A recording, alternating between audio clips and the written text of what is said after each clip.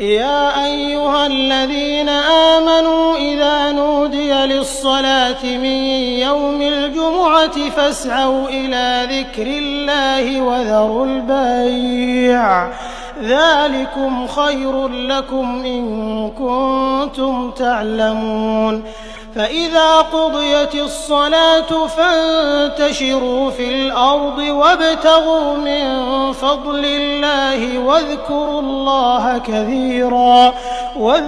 الله كثيرا لعلكم تفلحون وإذا رأوا تجارة أو لهوا انفضوا إليها وتركوك قائما قل ما عند الله خير من اللهو ومن التجارة والله خير